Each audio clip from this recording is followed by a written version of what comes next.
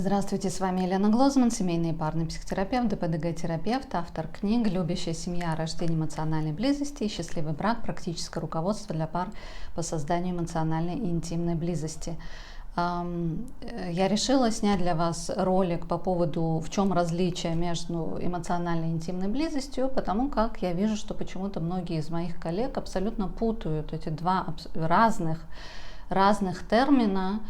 Ну, знаете, в моем понимании это все равно, что любовь назвать привязанностью или привязанность назвать любовью, да, не в каждой любви у людей бывает привязанность, не в каждой привязанности люди испытывают любовь друг к другу, понимаете, это, то есть, разные понятия, да, разные терминологии, поэтому для того, чтобы не было невежества в нашем обществе, я решила все-таки объяснить вообще различия между этими разными терминами. Во-первых, что такое эмоциональная близость?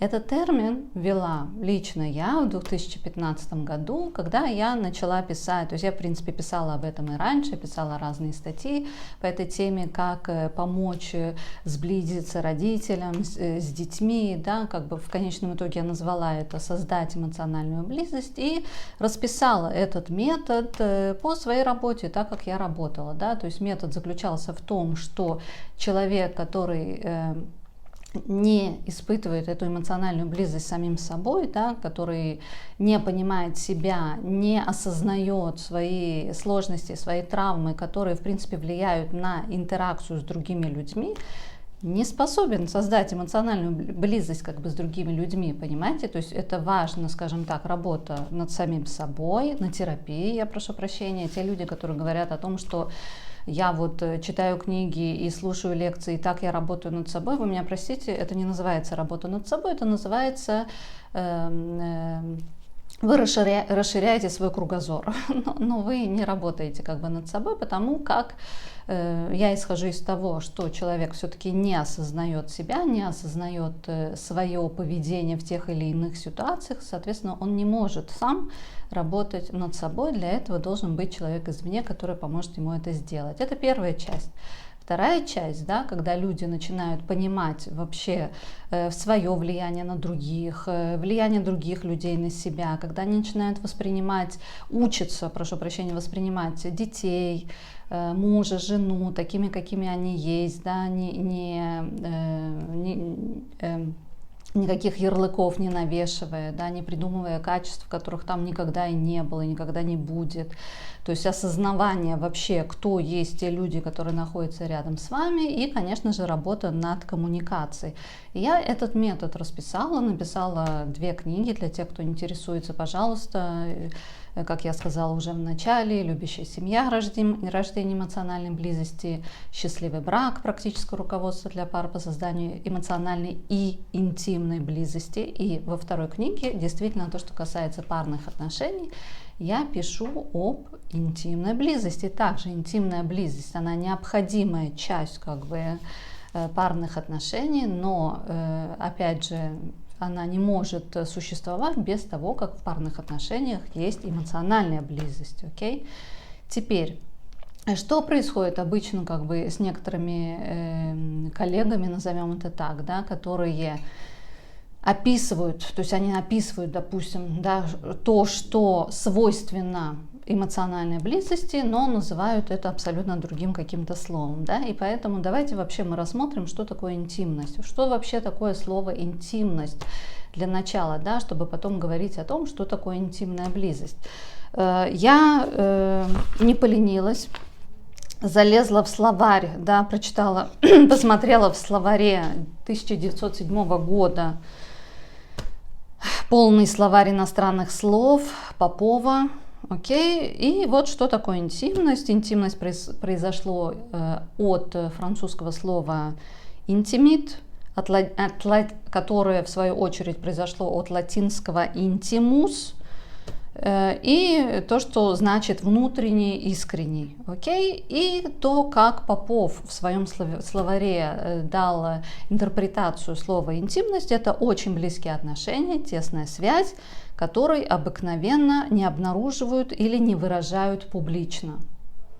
Окей? То есть речь идет, интимные отношения обычно имелись в виду, да, это сексуальные отношения. Хотя между нами, да, не каждые сексуальные отношения есть интимные отношения, да, то есть должно быть что-то действительно искреннее, что-то близкое, что-то сокровенное как бы между двумя людьми для того, чтобы это можно было назвать интимными отношениями, а не сексом, да, но мы все-таки люди все умные, интеллигентные, да, давайте называть все своими именами так, как это есть. Из словаря, толкового словаря Ожегова в 1949 году по 1992 год это сокровенный, задушевный, глубоко личный друг, разговор, интимные подробности, интимные отношения, близкие отношения, связь между мужчиной и женщиной. Окей? То есть интимные отношения всегда подразумевали под собой сексуальные отношения. И я вам хочу сказать, что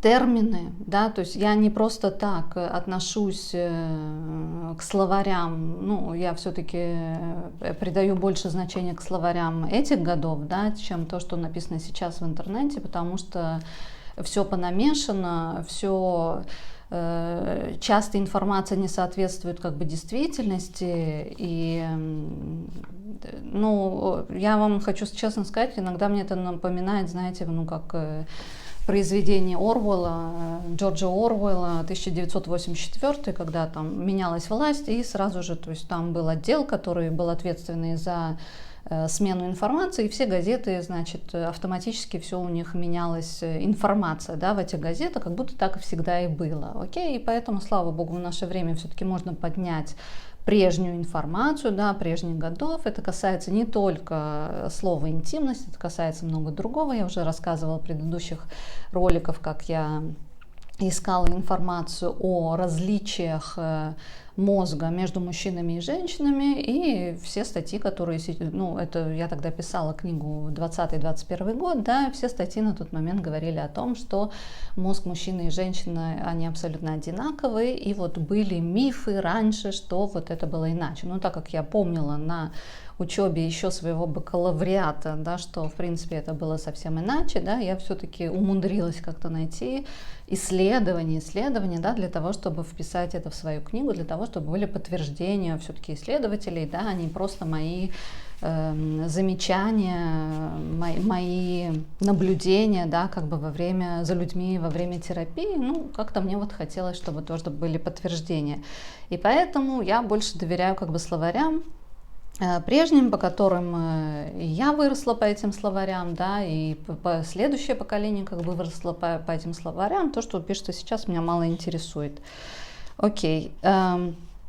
Теперь, это по поводу, то есть интимные отношения, это всегда имелось в виду сексуальные отношения, да, то есть это было отношение по поводу этого. Теперь интимный разговор подразумевает под собой полное доверие, открытость, раскрытие сокровенной тайны, окей? Теперь у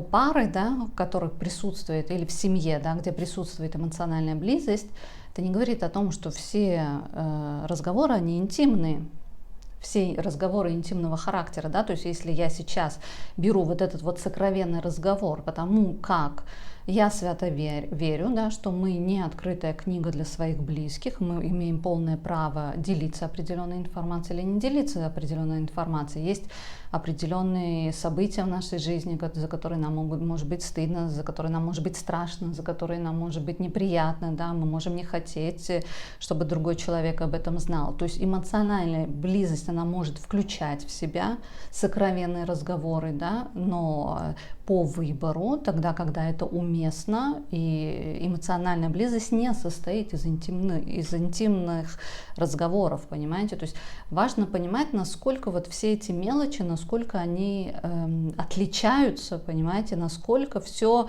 несет абсолютно разный посыл, чем то, что вот некоторые психологи почему-то, ну, я не знаю, но это реально невежество, просто самое обыкновенное невежество.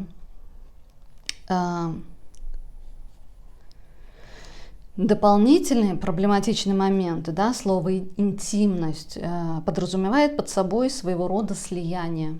Окей? И я вам хочу сказать, что вот это вот слияние, оно также, оно часто присутствует о созависимых отношениях, в созависимых отношениях, да, то есть люди, когда один там зависимый, да, там алкоголик, наркоман, игрок, или по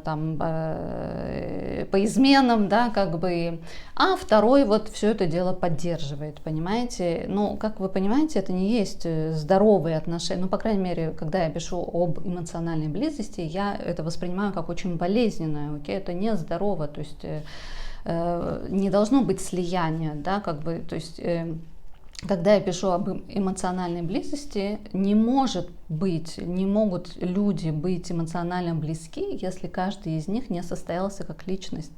Это невозможно, понимаете? Вы можете хотеть, чтобы эта близость присутствовала эмоционально, но ее никогда не будет, да, если вы сами до конца не понимаете себя, если вы сами до конца не понимаете свои реакции, да, если вы не можете выразить свои пожелания, иногда требования, да, о какой эмоциональной близости мы как бы говорим. А вот это, то есть, да, то есть я беру, это должны быть два психологически взрослых человека, да, которые выбирают быть вместе, и, соответственно, у каждого из них, да, есть своя работа, и свои друзья, своя семья, да, и вот они согласны, они готовы, они хотят быть вместе, да, растить там совместно детей, вести свой быт, понимаете, но это не слияние, да, когда один находится в печенках у другого, это абсолютно разные вещи. Понимаете? То есть это абсолютно разная терминология.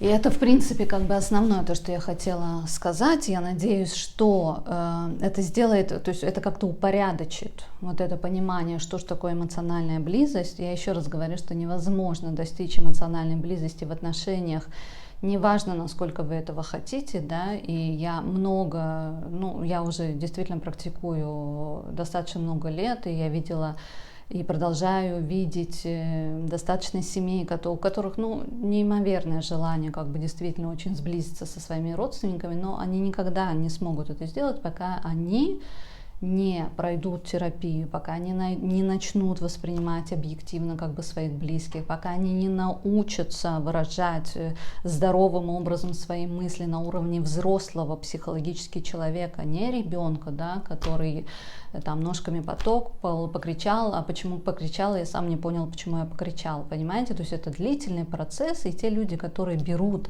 ответственность и говорят, что я хочу, я хочу, чтобы жить иначе, да, я достоин жить иначе, я хочу, неважно, сколько мне там еще осталось, да, но я хочу, чтобы мои отношения были полными, радостными, удовлетворяющими, да, не только меня, но и моих близких, да, я хочу, чтобы мои дети обо мне вспоминали, когда меня не будет, да, я хочу, чтобы мои близкие, понимаете, то есть для того, чтобы это произошло, это как бы без терапии произойти не может. Поэтому я надеюсь, что я объяснила различия между этими двумя терминами, абсолютно разными, да, я надеюсь, что те коллеги, которые меня слушают, пожалуйста, начните использовать как бы правильную терминологию. И я еще раз подчеркиваю, что эту терминологию ввела Елена Глозман, израильский семейный психотерапевт, и поэтому также будет очень приятно, если вы будете использовать это, да, как бы в своих статьях, в своих высказываниях, да, и ссылаться на того человека, который как бы ввел эту терминологию и очень много лет работает над этим. Была с вами Елена Глозман. Спасибо.